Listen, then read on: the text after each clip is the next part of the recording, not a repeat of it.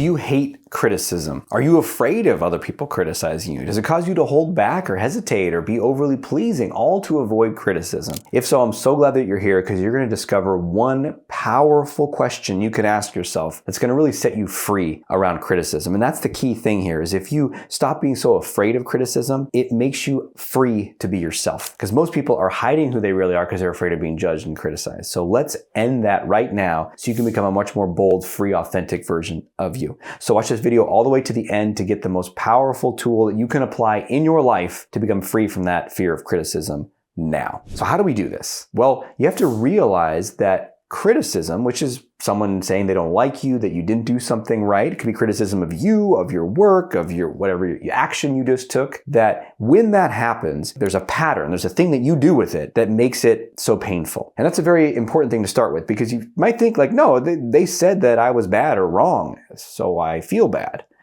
No, they said whatever they're going to say. People do whatever they're going to do. It's what you do with it inside that determines how you respond, whether you collapse, whether you just brush it off, take a nugget of wisdom from it. That's all in your court. And that's the best news possible because so many people are trying to control the outer world, make sure there's no criticism ever coming their way. How do you do that? Well, you just live a very small, downsized, under the radar kind of life. But that's also not an extraordinary life. It's not a life of confidence. That's not ultimately the life that you're here to live. So what do we do? Well, you take the risk to be more fully yourself and bring it on. Here comes the criticism. Let's say, but that's the terrifying part. That's what I'm avoiding. Well, you need a tool to help you stop avoiding. When you have that tool and you feel more capable and confident to handle the criticism without falling apart, then you can be more you in the world. You follow me here? So this is setting you up for more confidence and more freedom. So what's the tool? Well, it's a filter because there's a pitfall. I lived this for so many years. I see nice clients, people who are overly pleasing, they're concerned for other people. They're trying to be a good person. And they have this idea that I'm supposed to be really open-minded. And so if you give me some criticism, I should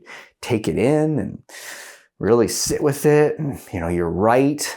And I'm sorry, and I should make you feel heard, and maybe I should apologize. I'm not saying that's a bad strategy. Sometimes that's the exact best thing to do, but not always. And what's missing is a filter. And if you don't filter it, then what's happening is sometimes it's good information. Sometimes it's a bunch of garbage. People are just kind of dumping their stuff on your side of the street. You know what your problem is, and I'm upset about this, and you're one of those people, and they're just projecting and barfing all this stuff at you, whether it's literally verbally or energetically or blaming you, and you're responsible for my pain in life. And we're just like, okay, I'll take it all on. That's going to just devastate you. And it's going to leave a residue. Or like the next opportunity to connect, the next friendship, the next romantic relationship, it's like, ooh, I don't know if I want to go in there, or your confidence is lower because you took in all this garbage. So here's the key, here's the filter, and it's a question. You ready? You ask yourself this question when there's criticism coming your way. Is this useful or is this noise? Yes, you can ask that question. And yes, the answer might be, it's noise. What does that mean? It's not about you. They didn't follow their end of the agreement. They had an expectation that was unrealistic or you didn't ever agree to. They were demanding something that you weren't totally on board with. They expected you to do A, B, and C, and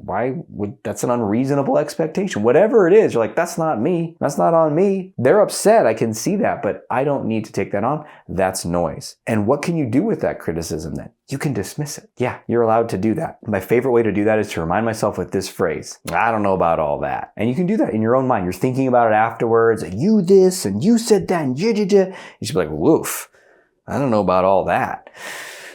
Okay, what am I doing today? And you move on. Now, if there's a situation you need to address the person, you can still communicate and say, okay, you're upset about this. You were wanting that. Sounds like you had an expectation for A, B, and C. In my understanding, we didn't have an agreement for A, B, and C. I agreed about D, but you added in A, B, and C here. All right, so I can still interact with the person, but you see where I'm coming from? Totally different frame. Now, let's say I did fall short. Say someone did ask me for something and I dropped the ball. Say I did make a mistake. Great.